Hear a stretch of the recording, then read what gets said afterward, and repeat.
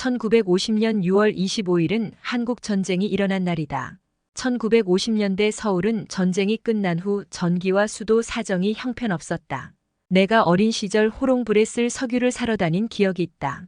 주택은 기와집과 초가집들이 있었다. 판자집은 50년대 후부터 60년대에 산동네와 개울가에 수없이 들어섰다. 내가 살던 종로거리엔 우마차가 다녔다.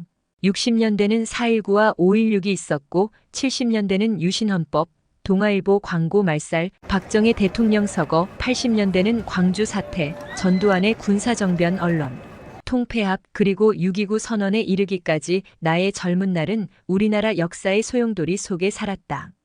그러나 한국은 이런 혼란 중에서도 경제성장과 민주화라는 두 마리 토끼를 잡은 기적과 같은 일을 하였다.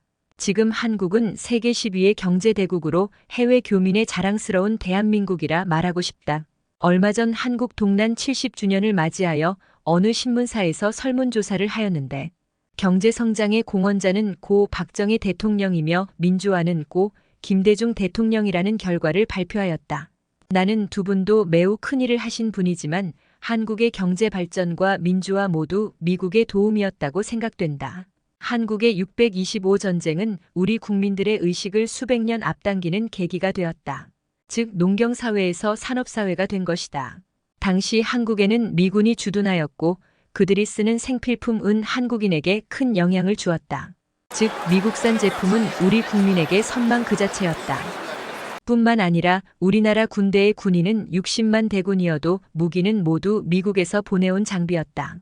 내가 군대 시절을 하였던 70년대 초 소총은 미군이 2차 대전 때 사용했던 M1소총, 철모, 탄창, 수통, 구멍 있는 수저 심지어 군복과 모포까지 미국 원조품이었다. 그리고 차량, 탱크, 곡사포, 항공기와 함정에 이르기까지 온통 미국 장비였다. 문제는 이런 장비를 잘 모르던 우리 군인들에게 미군은 장비 사용법은 물론 최신 정비 기술까지 가르쳐 주었다는 사실이다. 지금도 전 세계 하늘을 날고 있는 우리 국적기의 비행기를 봐도 거의 공군사관학교 출신의 군비행, 조종사 출신임을 알 수 있다.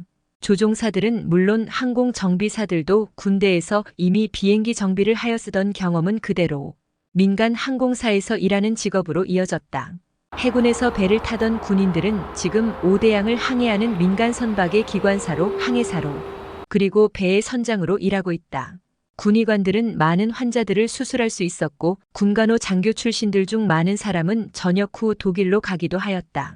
이렇게 그들은 전문 분야에서 일할 수 있었으며 무엇보다 강인한 정신력과 단결력은 험한 인생길의 값진 자산으로 되었다. 한국 군대의 공헌은 카츄샤 출신 군인들을 양성한 일이다. 생활해야 제대로 배워지는 것이다. 가난한 우리 실정으로 미국 유학은 거의 불가능할 때 유능한 청년들이 군대에서 미군들과 함께 생활을 하여 영어를 몸으로 익히는 일을 하였다. 이들은 무역, 해외 건설, 관광, 그리고 학계는 물론 외교 분야, 그리고 유엔 사무총장에 이르기까지 그들은 외국인들과 대등하게 일하며 조국의 경제 개발의 주역들이 되었다.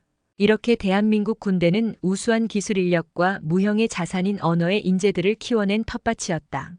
나는 대한민국 군대가 나라를 죽음의 전쟁에서 나라를 지켜냈을 뿐만 아니라 군 출신의 많은 젊은이들이 우리나라를 서구 선진국으로 가게 한 원동력이며 우리나라는 이미 준비된 선진국이라 생각한다. 그러므로 나는 누가 뭐라 해도 우리의 대한민국 군대를 예찬하지 않을 수 없다. 나는 군대를 제대한 후 세월이 흘러 목사가 되었다. 그리고 나는 카나다에 유학을 와서 목회를 하다가 후배에게 교회를 맡기고 트럭 운전을 시작하였다. 처음 운전을 잘못하여 후진하다 소형차 들이받기, 큰 건물 옆길로 가다 모서리 들이받기, 주차장에 트럭을 건드리기, 언덕길 올라가다 트럭이 서서 대여섯 시간 고속도로 가로막기, 눈길에 미끄러져 카나다. 일본 고속도로가 막히는 일 등 아무도 가르쳐주지 않는 트럭의 운전 기술을 몸으로 터득하고 나니 이제는 프로급의 운전자가 되었다. 아무 연고 없는 외국 땅에서 인종, 나이, 학력 불문하고 신세대의 첨단 IT 기술을 잘 몰라도 일할 수 있는 것이다. 그리고 미국, 카나다 전역을 내 집처럼 많이 다녔다. 로키 산맥을 넘어 동으로 가면 노스캐럴라이나 주의 목화밭, 일리노이 주의 옥수수밭, 링컨의 고향 켄터키, 엘비스 프레슬리의 멤피스, 부시 대통령의 텍사스 등등을 보며 아름다운 자연과 함께 봄이면 실록과 꽃향기 날리는 꽃길을 다녔고 여름이면 푸르른 나무들과 과일들을 본다. 가을이면 단풍과 추수를 그리고 겨울에는 한방눈 속으로 나는 트럭을 몰고 있다.